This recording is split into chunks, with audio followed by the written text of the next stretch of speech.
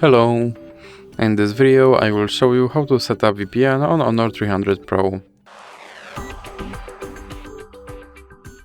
So you have to start by opening your Google Play Store, then click on search bar and type in Turbo VPN and click search.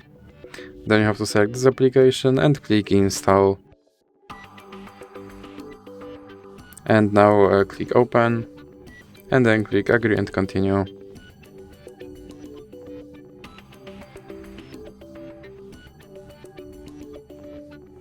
Then you can close this ad